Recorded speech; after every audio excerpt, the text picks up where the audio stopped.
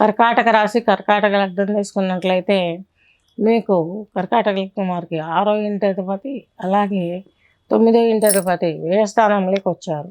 వివాహాది ప్రయత్నాలు చేయాలనుకునే వారికి, గృహ ప్రవేశాలు చేయాలనుకునే వారికి, ఏదైనా మంచి మంచి ఫంక్షన్లు, ఏదైనా మంచి మంచి గ్యాదరింగ్ చేయటం, ఇల్లు కట్టుకోవడం, వివాహం చేయడం, సీమంతాలు ఇలాంటి మంచి వాతావరణంలో ఎంజాయ్ చేయాలనుకున్న వారికి కలిసి రావు కర్కాటక లగ్నం కర్కాటక రాశి వారికి.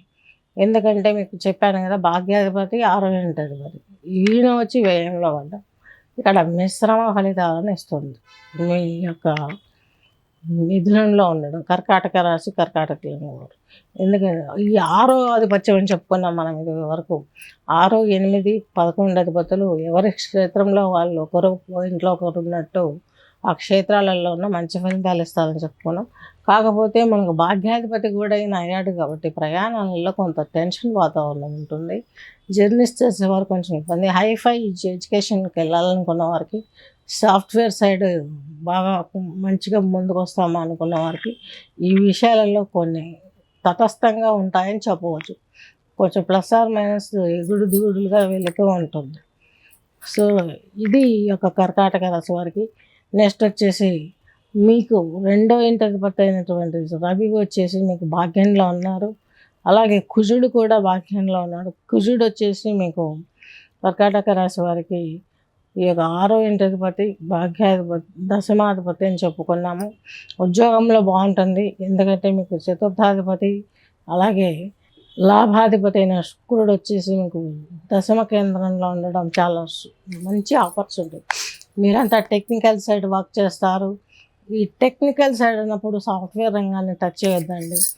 సాఫ్ట్వేర్ రంగం అన్నది అయిపోయింది, దాని పీరియడ్ అయిపోయింది. ఇంకా అది కొలాప్స్ అయ్యి ఇంకా దాని జీవితంలో మర్చిపోయి వేరే ఉన్న భూమిని కాపాడుకుంటూ ఉద్యోగాల గురించి ఆలోచించకుండా చక్కగా జీవించాల్సిన అవసరం ఎంతైనా ఉంది. నెక్స్ట్ వచ్చేసి మీకున్నటువంటి మనోధైర్యాన్ని దెబ్బతీయటానికి కొంచెం మీకు ఇబ్బందికరంగా మార్గాన్ని కలగజేసేవాడు ఎవరంటే శని భగవంతుడు. శని మీకు సప్తమాధిపతి అలాగే అష్టమాధిపతి. ఈయన వచ్చి మీకు భాగ్యంలోకి వచ్చినాడు. తండ్రి గారికి ఇబ్బందులు ఉంటాయి, మీకు ఇబ్బందులు ఉంటాయి. అలాగే 2వ ఇంటి అధిపతి అలాగే షష్టాధిపతి ఉంటే ఈ యొక్క మిథున రాశి వారికి దశమాధిపతి ప్లస్ షష్టాధిపతి ఈయన ఈ 2 మార్గాలు ఈ కర్కాటక రాశి వారికి మంచిని చేకూర్చే విధంగా లేదు. దీన్ని బట్టి చూసినట్లయితే ముందుగా మీరు చేసుకోవాల్సింది, మిమ్మల్ని మీరు శాంతింపజేసుకోవాల్సింది, ఎక్స్పెషల్లీ ఈ యొక్క పుష్యమి నక్షత్రం వాళ్ళు కర్కాటక రాశిలో ఉన్నట్లయితే వాళ్ళందరూ కూడాను చక్కగా నువ్వు ఉండలు తినాలండి. శరీరానికి తైలాభిషేకం చేసుకున్నాక మీ అంతటా మీరు వెళ్ళి చేసుకోవచ్చు. దానికి దక్షిణలు పెట్టాలి, ఇవన్నీ ఆలోచించే వాళ్ళు లేని వాళ్ళు ఉంటారు, ఉన్న వాళ్ళు ఉంటారు. అక్కడికి వెళ్ళి పూజ చేసుకొని వచ్చిన తర్వాత ఆయనకు చెమిలి అంటుందండి.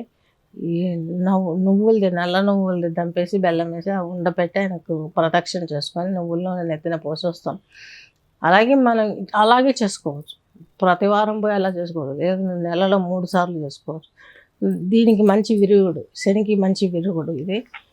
మీరు చేయవలసిన ఈశ్వరాభిషేకాలు చేసుకోవడం, అలాగే నవగ్రహ ప్రదక్షిణ అనంతరం ఈ యొక్క ఆంజనేయ స్వామిని పూజలు చేసుకోవడం చాలా మంచిది.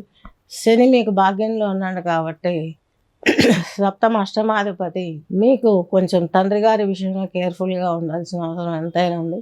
ఆయన అనారోగ్యం మీకు కూడా ఈ పీరియడ్ పెద్ద అనుకూలంగా లేదు, మీకు కూడా అనారోగ్యం వచ్చే అవకాశాలు ఉన్నాయి కాబట్టి కేర్ఫుల్గా ఉండి శనికి చేసుకుంటూ. ముసలం పడ్డ వాళ్ళకి శని ఎప్పుడు వస్తుంది, మనకు ఋతువుల్లో కూడా శని ఉందండి. ఎప్పుడు మార్గశిరం కార్తీక మాసాలకు శని వర్తిస్తాడు. అంటే నవంబర్ డిసెంబర్ నెలలలో శని వర్తిస్తాడు. పుష్యమి మాసం అంటాం కదా, మార్గశిర మాసం, పుష్యమి మార్గశిరం ఈ 2 మాసాలు ఆయన వర్తిస్తాయి. స్కిన్ పగిలి ముడతలు ఏర్పడతాయి.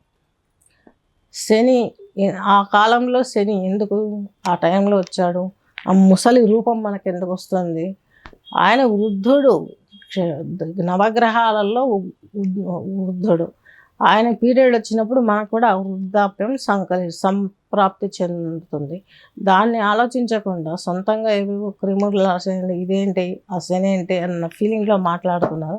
ప్రతిదానికి ఒక రీజన్ ఉంది, దానికి రీజనబుల్ మ్యాటర్స్ కూడా ఉంటాయి. కాబట్టి ఆలోచించండి. ఈ యొక్క కర్కాటక రాశి కర్కాటక లగ్నం వారికి స్వస్తి.